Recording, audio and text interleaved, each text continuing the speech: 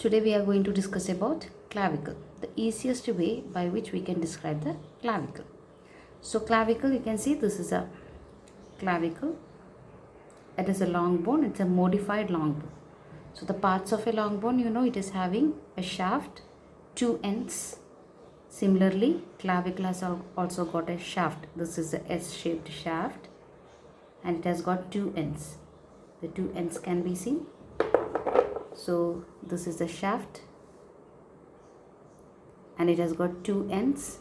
One is the lateral end, this is the lateral end, and this is the medial end.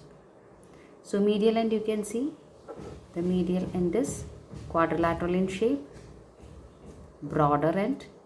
So you can easily differentiate this broad medial end, otherwise called as sternal end, because it articulates with the sternum, forming sternoclavicular joint.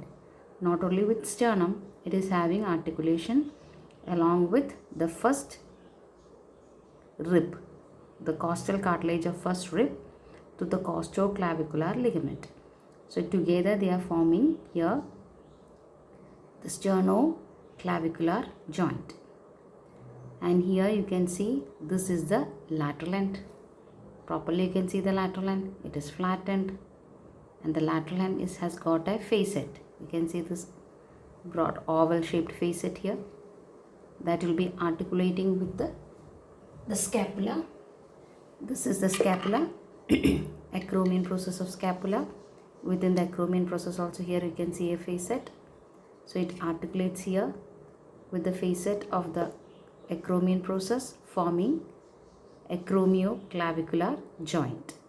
So lateral end is otherwise called as acromion end because it articulates with acromial process, forming acromioclavicular joint. Now again we are coming to the shaft. So you can see the shaft has got two parts, we can tell. This is a medial 2/3 portion. So what I am holding here now, I am showing the medial 2/3 portion. This is the lateral 1/3 portion. Easily you can differentiate medial 2/3 and lateral 1/3. How means? Medial 2/3 is rounded. You can see the medial 2/3 completely. It's rounder. Whereas lateral 1/3 portion, if you are taking, it is flattened from above downwards. Flattened from above downwards. Lateral 1/3 portion. Medial 2/3 portion is rounded. You can see it is completely rounded. So now we are concentrating upon medial 2/3 portion. Since it is rounded completely, you can see it is round here. It has got a superior surface, which is with the superior surface, anterior surface, which is convex anteriorly, posterior surface, that is concave posteriorly, and it has got an inferior surface. This is the inferior surface. Okay. So once again, it has got a superior surface, anterior surface, posterior surface, inferior surface. Now we will see the peculiarities of the shaft. Within the shaft, if you are taking the inferior surface, this is the inferior surface. Inferior surface is characterized by the presence of this groove. I hope you can see this groove. This is a groove which is called as a subclavian groove. And you can see the groove has got two ends. So this is a subclavian groove. You can feel it properly. You can take the bone and you just feel the groove. You can see the groove and you can feel the two ends of the groove. Okay, so groove means you will be having a depression like this. Groove means a depressed area and two elevated areas will be there for the groove. So same like that you are seeing here. So this is a groove and this groove is called as subclavian groove. This is the subclavian groove. Okay. So it is called as subclavian groove because you are having a muscle there called as subclavius muscle. Subclavius. Now You can see here the medial end has got here towards the medial end inferior surface. Here it has got a roughened impression. We'll discuss about the attachments later. You can see here. So these are the two peculiarities which you can see on the inferior surface of medial 2/3 of the clavicle. Apart from this, you can see the nutrient foramens here. The nutrient foramen is also present. Now we can see the lateral 1/3 portion. This is a lateral 1/3 portion. Lateral 1/3 portion, as I have told you, it is flattened from above downwards. And you can see the difference between the medial 2/3, lateral 1/3 is that medial 2/3 was rounded. It is having all surfaces. But lateral 1/3, what you can see, it has got a sharp border here. This is a sharp anterior border. This is the posterior border. This is the superior surface. And this is the inferior surface. Okay. So lateral 1/3 portion has got anterior border, concave, posterior border, convex, a superior surface, and inferior surface. Now again, if you are taking the peculiarities about the lateral 1/3 portion, we can see the inferior portion. So inferiorly, already in the medial 2/3 we have seen the subclavian groove. As you are tracing here, you can see here a tubercle. The lateral 1/3 portion has got a tubercle here. This tubercle. This is called as conoid tubercle. Conoid tubercle, and the ridge that is extending, this ridge, this roughened ridge which you can see, this is called as a trapezoid ridge. Conoid tubercle, trapezoid ridge. This conoid tubercle and trapezoid ridge, here this is a scapula. I have already told you acromioclavicular joint, it is formed here. You can see this process which you are seeing here. This is the coracoid process of the scapula. Okay, this one is a coracoid process of scapula. So from the coracoid process of scapula, from here you have got a ligament that is extending to the inferior surface of lateral 1/3 of the clavicle. That is called as, since this is coracoid process, this is clavicle, we can name that as coracoclavicular ligament. So it has got two parts, conoid part and trapezoid part.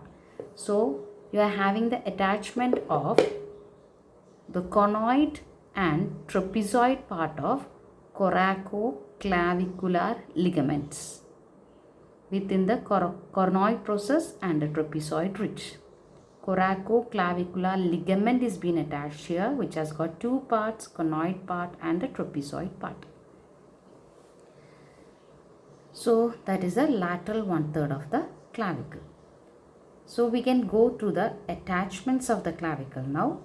We have seen now the two ends of the clavicle and the shaft.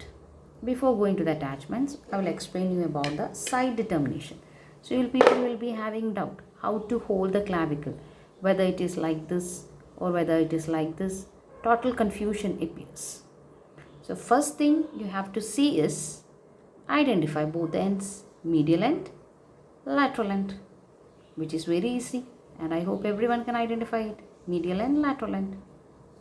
Now confusion arises in the case of the shaft. We know that medial 2/3 portion is rounded, lateral 1/3 is flattened from above downwards. Okay, still confusion arises whether to hold it medial 2/3 portion like this or like this, right? So medial 2/3 portion, the thing you have to see is medial 2/3 is convex anteriorly, whereas lateral 1/3 is concave anteriorly. Convex followed by the concavity. This will be the anterior aspect. Now the next point you have to see, or the main point which you have to see, is the inferior surface.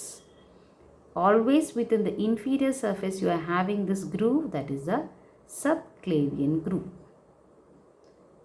And always in the inferior surface you have got the tubercle, conoid tubercle, trapezoid ridge.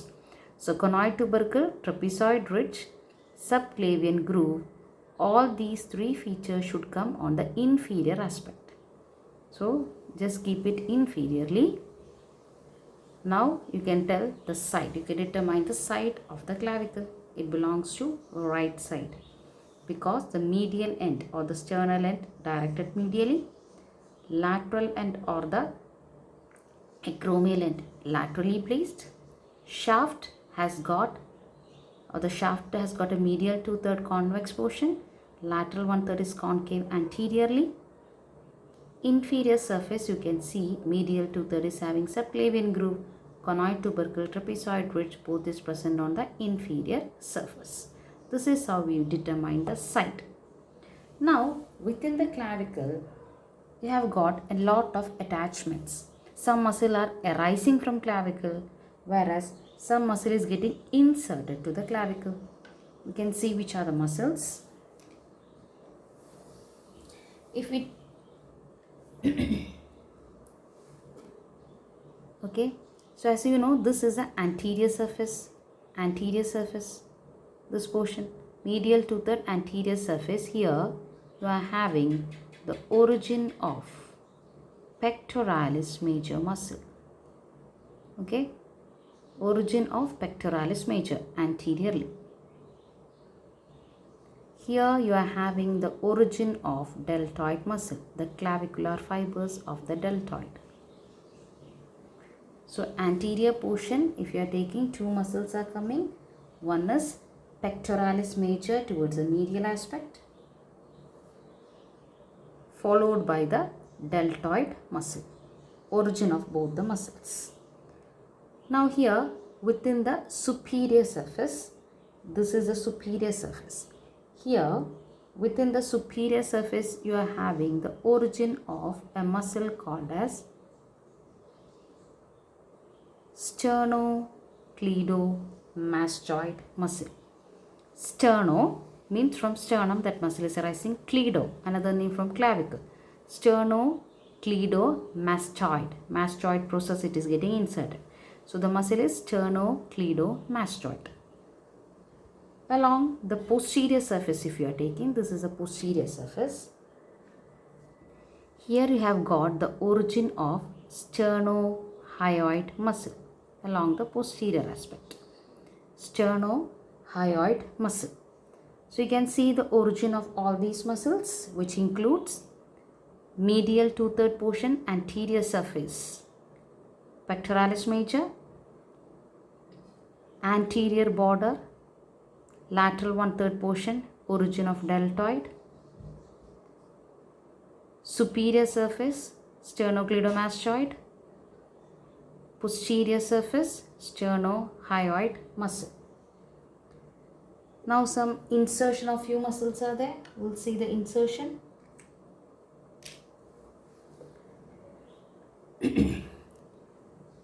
Here you are having the insertion, that is this is the posterior border, lateral 1/3 of the clavicle. Here you are having the insertion of trapezius muscle. Trapezius muscle. The insertion of trapezius.